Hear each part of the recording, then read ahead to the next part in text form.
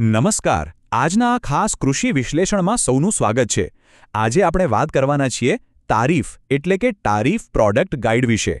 ખેતીમાં પાકનું આરોગ્ય કઈ રીતે જાળવવું અને વૈજ્ઞાનિક ઢબે ઉત્પાદન કેમ વધારવું એ જાણવા માટે આ માહિતી બહુ જ કામની છે. એક સામાન્ય ખેતરને ઉત્કૃષ્ટ ઉત્પાદન આપતા ખેતરમાં બદલવું હોય તો માત્ર ખાતર પાણી પૂરતા નથી હોતા, ચોક્કસ માર્ગદર્શન પણ એટલું જ જરૂરી છે. તો ચાલો કોઈ પણ વિલંબ વિના સીધા જ આ અગત્યની માહિતી પર આવી જઈએ. તો હવે આજના આપણા મુખ્ય મુદ્દાઓ પર એક નજર કરી લઈએ.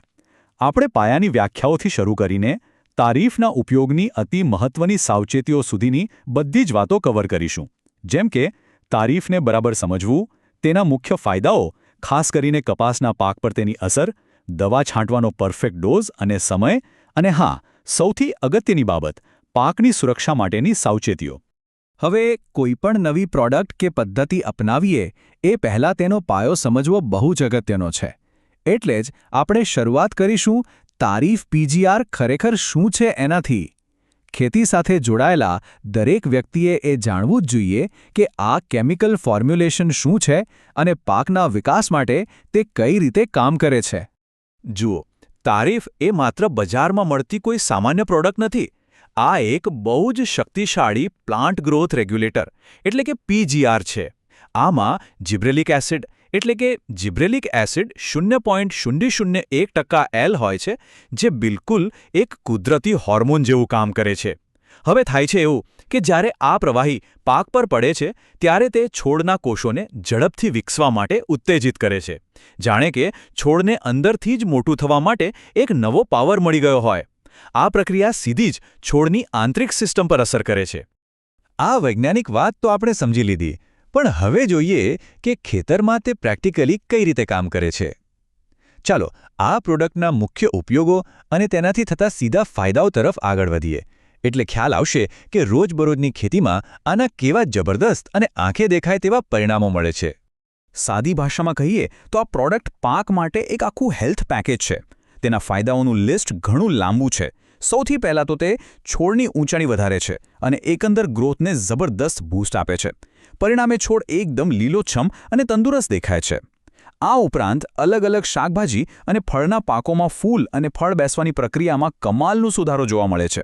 એટલે કે મૂળથી લઈને ફળ સુધી આ દવા પાકને નવું જોમ પૂરું પાડે છે. સામાન્ય પાકોની વાત થઈ ગઈ. હવે ખાસ વાત કરવી છે કપાસના પાકની. જે ખેડૂતો કપાસ વાવે છે અને ઉપજ વધારવા માંગે છે તેમના માટે આ માહિતી ખરેખર એક ગેમ ચેન્જર સાબિત થઈ શકે તેમ છે.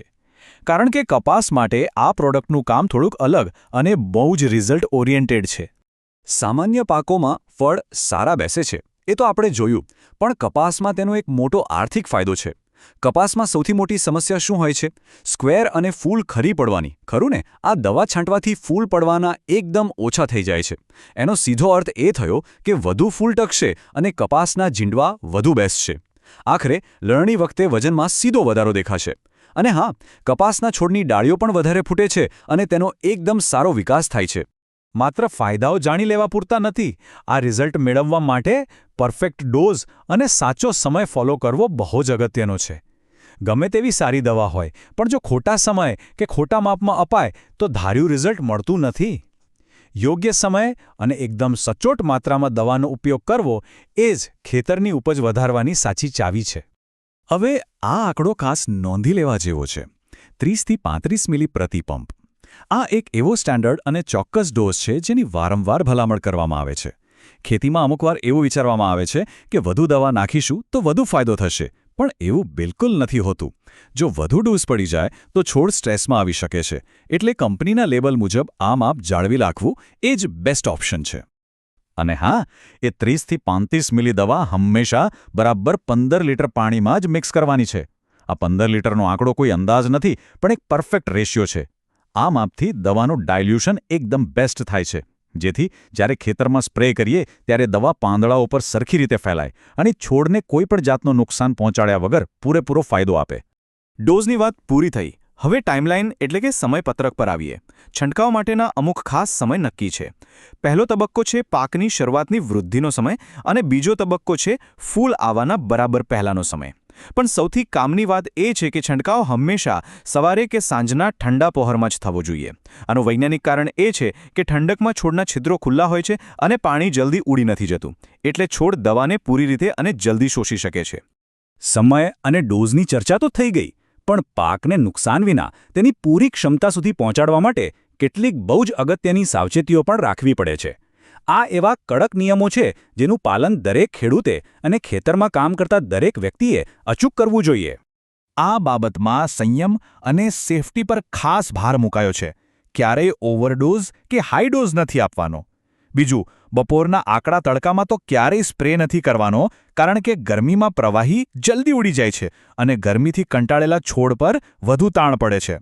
અને છેલ્લે, આ દવાને બીજી કોઈ દવા કે રસાયણ સાથે મિક્સ કરતા પહેલા તે બંને એકબીજા સાથે અનુકૂળ છે કે નહીં તેનું ખાસ ચેકિંગ કરી લેવું જોઈએ.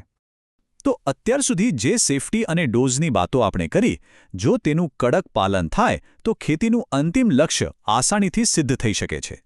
રિઝલ્ટ તરીકે છોડનો એકદમ ફાસ્ટ ગ્રોથ જોવા મળે છે, ફૂલ અને ફળ પુષ્કળ પ્રમાણમાં આવે છે અને પાકની ક્વોલિટીમાં જબરદસ્ત સુધારો થાય છે. ટૂંકમાં, આ એક એવી શિસ્તબદ્ધ રીત છે જે અંતે સૌથી વધારે ઉપજ ખેંચી લાવવામાં 100% મદદરૂપ થાય છે.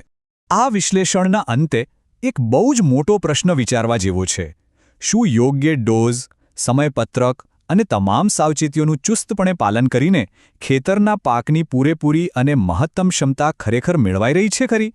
આ માત્ર માર્ગદર્શિકા નથી, પણ એક બહુ મોટું હથિયાર છે. આ વૈજ્ઞાનિક પદ્ધતિઓ અપનાવીને ખેતીના પરિણામોમાં સકારાત્મક અને બહુ મોટો બદલાવ લાવવાનો સમય હવે આવી ગયો છે.